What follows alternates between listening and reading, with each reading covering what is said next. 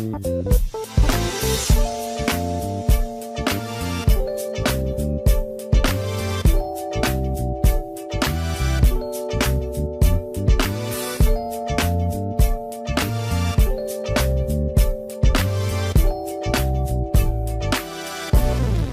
I'm Max. Hi, and I'm Denise. And welcome back to another edition of Urban Lifestyles. And summer, I can't believe it, but it's almost over. It is, but I'm still enjoying it. I'm hanging on to every hot drop. Yeah, it has been hot, been muggy.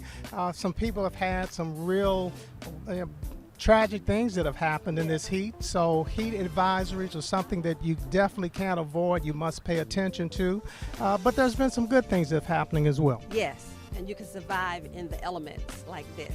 You are correct. Some of the things we're going to be talking about today is a segment that we did with State Representative Daryl Owens. We also had a segment with MSD, and we've got some other things that we're going to be talking about. So we'll take a quick break and back with more right after this.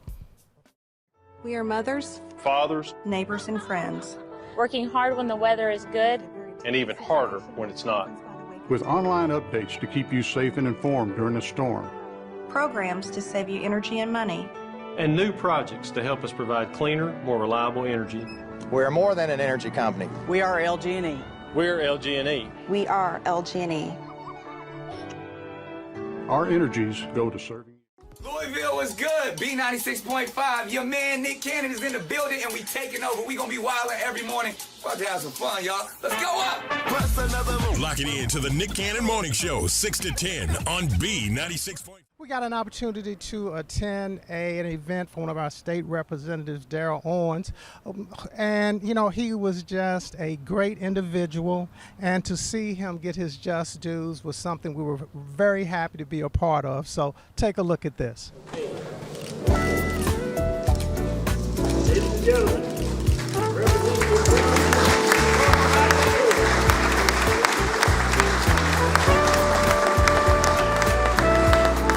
with Senator Gerald Neal. I know this is a special occasion for you, happy but sad at the same time. So how do you reflect on this particular day?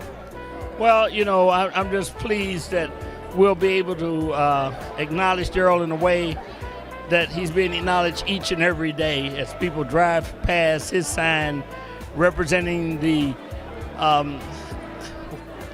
Memorial Highway, the Daryl T. Owens Memorial Highway. So I'm glad that the turnout, the words that were expressed here and acknowledged those people reminds us of our own obligation. So I like what was said here, and I think it just strengthens us to do this kind of thing. So if Daryl was here today, I know he was a very quiet person. How do you think he'd respond? Daryl would have got up, probably raised his eyebrow, looked at me like that, and walked on out. But that's Daryl. Yeah. Daryl was a softie, actually, and but he was a great guy. He was very serious about everything he did, including his family and the people that he loved. So this is really consistent with who he is. You know, people ought to know that and remember him. Now they will. Well, we're here with the governor. I'm telling you, you're the most accessible governor I've ever seen in the state of Kentucky, and we appreciate you being here. So tell me why this day is so important. Listen, Daryl Owens is and was a Titan. Someone who fought for opportunity for every single Kentucky family, who fought for expungement, who pushed me to sign that executive order to restore voting rights to 200,000 Kentuckians. He was my state representative for 4 years, and today we're honoring him by naming part of I-64, one of the most important arteries of our interstate system, after him. It is a big deal, a special honor, but he more than earned it. So how do we get the people of Kentucky to keep his vision moving forward? Don't lose hope and keep pushing. Now, we've seen some really exciting things in Kentucky and in Louisville. We're breaking every economic development record out there. We just saw a $100 million investment in the west end of Louisville with the first hospital in 150 years that's going to be built there. We just opened up the new part, phase 3 of Beecher Terrace. There are some good things going on. It's not enough, but it's a good start, and we're going to keep pushing, both in his honor and because it's the right thing to do. Brenda, I know this is a very special occasion. As I was talking to Gerald earlier, happy but sadness at the same time. So how do you reflect on this particular moment? Well, First of all, I'm very happy, and I appreciate that the state has recognized Daryl in this way, because I do know of his commitment to the state and to the people of our state. So what is one thing you would like for the public to know about Daryl? That he was committed. He truly was committed, and as I said, he would give his word, and you could count on that. And how do you think you're going to feel when you and your family ride on that part of 264 for the first time, I-64 for the first time? I probably will say, sorry, Daryl, you can't be here, but this is for you. Thank you so much. Thank you. Thanks for having me. It was nice talking to Brenda, and the governor, of course, was there, and the mayor and everybody. We couldn't talk to everybody, but everyone that you talked to was just so complimentary of Daryl and some of the things that he's done, and just how now his legacy will live forever with the highway marker. Basically for Daryl Owens, his life spoke for itself. Yes, it definitely did. We'll take a quick break and back with more right after this. Is more than just getting from one place to another. It's healthy, social, good for the environment, and anyone can do it. We at Middletown love cycling and really love helping others discover a new passion. Stop in today and let our friendly, knowledgeable staff help you get started. We cater to beginners as well as experienced cyclists. We're a local business that cares about our community because we are a part of the community. Come in today and get on a bicycle that fits your needs and improve your lifestyle. At LG&E and KU, we're always working hard to make your life a little easier because we know you've got your hands full. Our new mobile app gives you the power to check your account balance, review your payment history, and effortlessly pay your bill from anywhere while making it easier than ever to report and track power outages. Download the app today to get the convenience of LG&E and KU at your fingertips. Station for R&B. Can we swim a lake by the ocean? Magic 101.3. Give me that green light. With your permission. We're live, local, and Louisville. Magic 101.3, the home of Steve Harvey and Morning. One thing that we really like to do is recognize our community partners, and one of those is the Louisville Water Company. So here's a tribute to Louisville Water Company heroes. Take a look.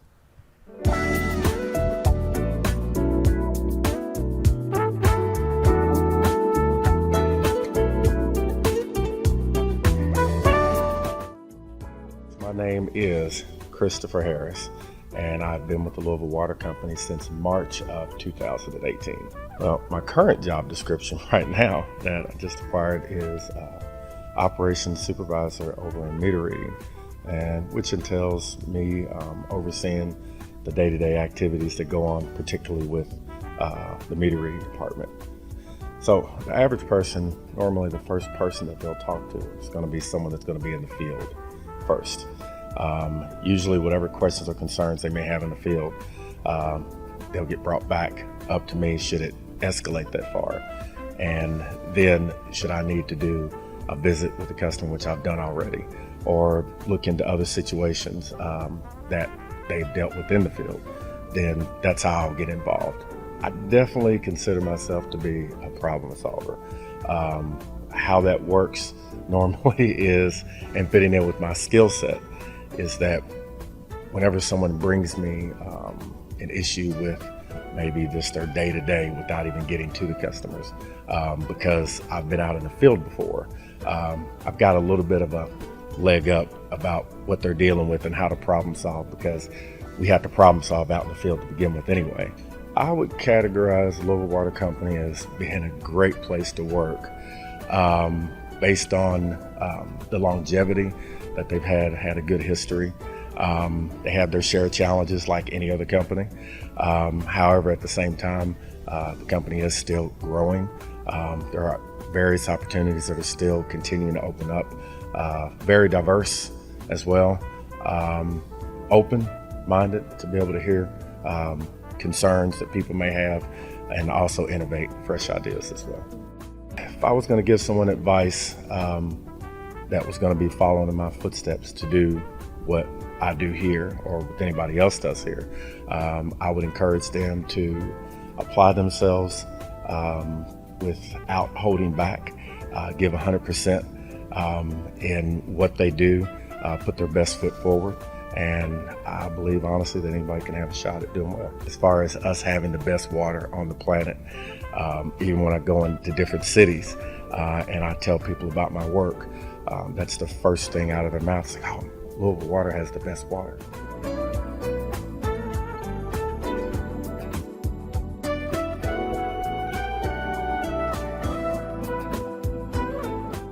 Well, we got an opportunity to catch up with one of our partners, MSD, so take a look at this piece. We're back again with MSD, and this is no different. Every time we're with MSD, seems like something fantastic is happening. And here we're here for a very special presentation because you all have reached the $2 million milestone for community benefit program. So, Sharice Horn, back with you. Tell us about that program and what it means. Absolutely. So we are excited about reaching our $2 million threshold into the community. Our community benefits program started a little over 3 years ago. The program is intentional, and it is about leaving goodwill in the community from our large-scale construction projects. So we do that with our firms who are bidding on our work, who are under contract with us, so they make contributions back to the community via financial donations, volunteer hours, in-kind support to nonprofits and schools in the community. So we have reached our $2 million threshold directly back into the community, and we have such an exciting opportunity to share some of the impacts from that program. And today you have some of the organizations represented also with some of the recipients, correct? Correct. So we'll be meeting today. We'll have Ulaman Shuti, who is one of our large-scale construction contractors in the community, and they'll be speaking with their beneficiary, one of their beneficiaries, and we'll also have Greeley and Hanson, which is one of our professional service firms, and they'll be paired with Louisville Urban League, who is one of the recipients. And this is just a small group of individuals who have received contributions back. We have over 30 plus organizations in the community and a plethora of schools. Well, we'll continue coverage of what MSD has been doing in the community. And one thing we've been talking about is the $2 million milestone for the Community Benefits Program. And we're here with Ulaman Shuti and Young Elementary School. And I know I met with you all back several months ago, and we were talking about the program. We were looking at it on storyboards, and now it's come to fruition. So tell us how this all came together and just kind of catch everybody up, bring us up to speed. Sure. So I'm Samantha Palco. I work for Ulaman Shuti, and we were partnering with Whitney Young Elementary to build them a perimeter fence around their playground and then also a brand new playground. And it was something that they had mentioned that the kids really need and would really benefit from. So it's been great for us to be able to use our involvement already in the community doing these sewer rehab projects for MSD to also give back to the community, the people that are also in the community. So it was great working with the manufacturers, the school, and everyone. The whole process was a great thing for us to be involved in, and we're excited to do more in the future. So how does it feel to be the recipient of this project? Well, it's just been magnificent working with Ulaman Shuti. It's just been a pleasure to do all of that. But most importantly, I think it's the way that it's empowered all of our students. They had a say. They designed and they interviewed and they worked with every single aspect of developing over 2 years. So it created a legacy for those kids, and it gave them a sense of if you want something bad enough, you know how to work for it, you can do it. Even though you're a child, you still have a voice. So it gave them a voice and a legacy through them that will affect the rest of their life. So what you really outline is a teachable moment. So talk about the teachable moment you all have had through this partnership. Yeah, it was great for us. I mean, we're contractors. Never built a playground before, worked with that, so it was interesting to get, to use our background and our experience in contracts and construction to build something different than what we typically do. But then also, like she said, it was a teaching moment for the kids, learning the construction process. They got to come out a couple times and see it come from no playground to excavation to putting down the foundation and the pillars and getting it all complete. So I think it was a cool process for them to see exactly how it works and how construction is done for something like a playground. We had 2 groups of 5th grade students over 2 years that used this as a project for their STLP program, which is a Student Technology Leadership Program. And both years it got them to the state competition because of their involvement in making this work. So it was just an incredible experience. Since both of you all were brought together by MSD, what does it mean to have the opportunity to work with and through MSD? I think it's great. I mean, like I said before, I mean, we're already in these communities, providing them with like MSD, safe water, and it's something another way to give back to the community that's wouldn't have been possible without this program. Since we only do water, wastewater, we wouldn't have had the chance to work with a school and to benefit kids and be able to see how that impacts their community in other ways that we wouldn't have been able to do without this program. Oh, and I agree totally. It was just been a phenomenal experience. And the way that it does give back into the community, in my opinion, is that you've got over 30 different children who have been a part of this, and they are going to bring that experience when they get older to say, hey, this can be done. We can figure this out. So it's ability to work with the entire community to see how the realities of what it takes to get something done. So if the general public would like to come by and see the great work from the partnership, can they make an appointment to come by and see it? Oh, and they can see it. They can drive by and see it. It's an outdoor playground, so they can come and enjoy. They even donated some picnic tables, so that the whole purpose was to invite the community, come and bring your children and have a picnic and play on our playground. So. Now, as the developer, did you test every piece of equipment out yourself? I did. Went down the slide a few times, made sure it was good. And fixed wobbly picnic tables. Sure everything was plumbed up and tight, so yeah. You know, we can never say enough great things about MSD and the things that they do to create fantastic partnerships. And, you know, the playground that they were a part of is just another example of that. And it's so needed, and it's just well-rounded in the many different ways that MSD partners with the community to bring a lot of excellent type of benefits. You are correct. We'll take another break and back with more. Your mothers, Fathers, neighbors, and friends. Working hard when the weather is good. and even harder when it's not. with online updates to keep you safe and informed during the storm. Programs to save you energy and money. And new projects to help us provide cleaner, more reliable energy. We're more than an energy company. We are LG&E. We're LG&E. We are LG&E. Our energies go to serving. Louisville was good. B96.5. Your man Nick Cannon is in the building, and we taking over. We gonna be wilding every morning. About to have some fun, y'all. Let's go up. Plus another move. Lock it in to the Nick Cannon Morning Show, 6 to 10 on B96.5. Hi. It's time to crack an egg. Easy, any style egg works. Or smile. Well done. This looks great. Time to share a story. We have a great way to start our discussion. With old friends or new ones. When you're a caregiver. Time to breathe in. And how up. Good job. Then let it all out. Rah! It's never been easier to connect, learn, and have fun. Cheers. So let's do it together. Come find us at aarp.org/near-you. COVID-19 is responsible for over 700,000 deaths in the U.S., and that number continues to rise. 9,000 of those deaths were in Kentucky, but we can make a difference by taking the shot. If you don't want to do it for yourself, do it for someone you love. We will never be able to get back to normal until we all do our part, so let's all get vaccinated. So wear your mask, wash your hands, roll up your sleeves, and take the shot. So please, take the shot. Well, I've been getting out on my bike, and I have to say that you have not been out there as much with me as you have been in the past. Because on the days that you select to ride, it's a little too hot for me. Yeah, and what I've been trying to do is get out earlier and earlier, but regardless of when you ride, how you ride, there are certain things that you should have if you're going to ride a bike. So take a look at this. Well, we're back again at Middle of Town Cycling, which is at Bardstown Road and the Waterson Expressway right behind Sullivan Bakery. And I'm back again with Nero. Welcome back to Urban Lifestyles. But I want to stop a minute because I got through it this time without ever messing up. Now you know for sure where we are. 100% certain. One of the things we're talking about today is we've been talking about bikes, different types of bikes, but there are like certain accessories and things that you should have when you own a bike. And today we're going to be talking about some of those things. So I'm going to turn it over to you, and what are we going to start with? Well, basically, for any, once you have a bike, there are other accessories that we recommend that you get. Some of the things are things that you should have. Some of the things are something that you can add later on once you've started riding the bike. Okay. So the big essential thing that I like to always have is this repair kit.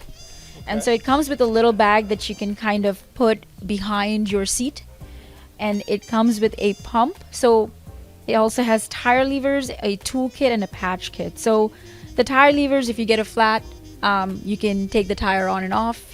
You keep the tube of your choice in here depending on what tire size your bicycle has. And then once you put the tube in there, then you have a way to air it up. If there is a tear in the tire and you need to patch it up, there's also a patch kit. Say something is loose on your bike, maybe you didn't check something or something came loose, it's a good, nice multi-tool. Has all the tools you'll ever need to fix something on your bike when you're on the road. So this is kind of an important thing to always have on hand in case you're riding solo. Even if you don't know how to change a tire or repair something, you could come across somebody that can, and once you have the tools, things are easy. You don't have to call for help. And that's normally has been my method of operation. I haven't been able to use them effectively, but having these tools on hand when I've had a flat and someone has come to my aid has been a big help. Absolutely, yeah. So this is something we always like to upsell, or at least to inform the customer that this is something you should keep just for their own safety. Okay. Another important thing, depending on how you're riding, is a light kit. Again, this is just a sample. Light kits are all rechargeable now. Very, very seldom will you come across a light that uses a cell battery. So these are just like your cell phone. You plug them in and they're ready to go. These fancier ones show how much battery life is left. Depending on the mode you're keeping your light on, like a flashing mode or a strobing mode, you can then consume the battery life. So daylight mode and things like that, and this is really good. You just want to be safe. If somebody's not paying attention or doesn't recognize that you're on the road, the lights definitely help. So having a front and a rear light is recommended. Is there an average lifetime on these in terms of the battery? So the batteries they last a pretty good amount of time. And then by the time some of the lights manufacturers do make replacement batteries, but for the most part, it's just easier to just get a whole new set. So, but it lasts a very long time if used properly. All right, and next we've got, for the water bottle. Yeah, so this is something for hydration, at least keep one bottle cage on a bike installed along with a good insulated water bottle. Most bottle cages will fit a regular 20 or 24 ounce bottle in there. It's good to have that while you're riding so you don't get dehydrated and don't get a heat stroke, especially if you're riding in the summer. Good way to make sure you're staying all right. All right. And then I noticed we have a lock, and I know locks are very important today because theft is up. Yeah, so this is more of a deterrent, I would say. Somebody really wants to steal your bike, they'll do whatever it takes to steal it.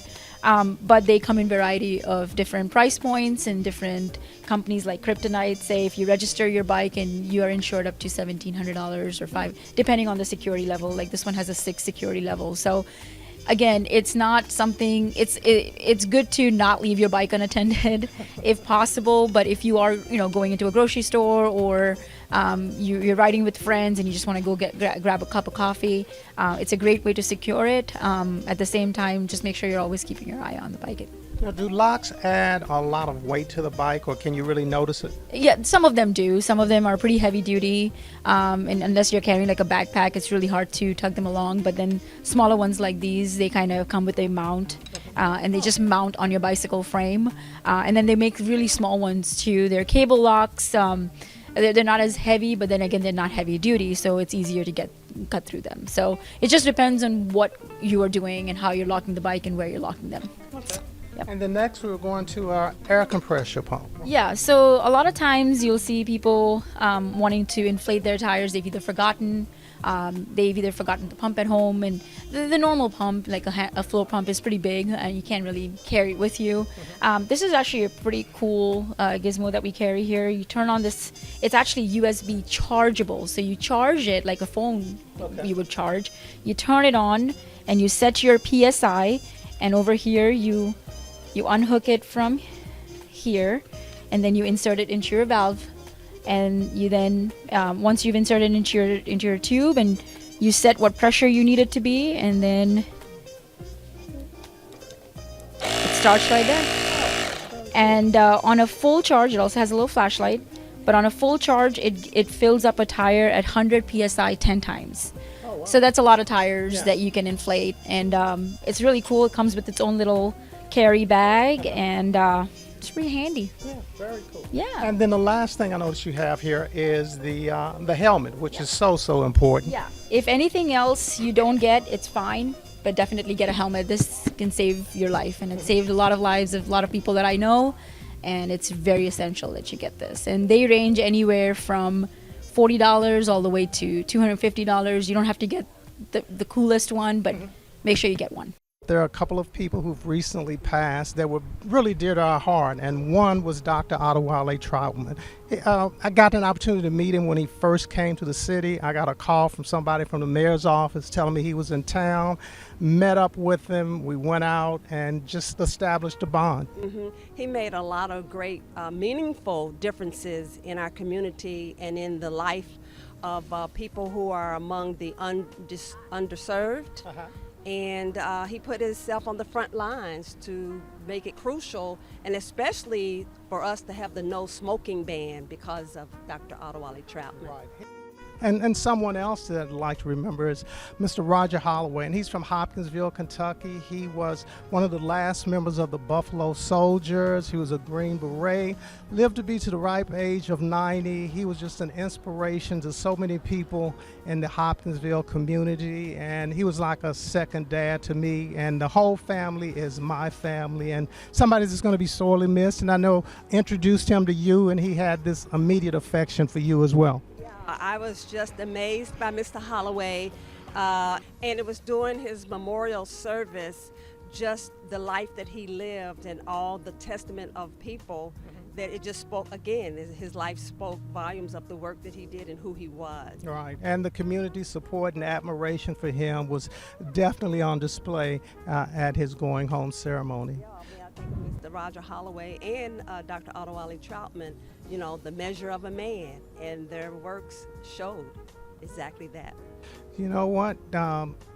Ending on a positive note, talking about two positive people, but you know what? I think that's our show. Oh, that's our time. And we'll see you back here next time on Urban Lifestyle. Bye. Take the shot and stay hydrated.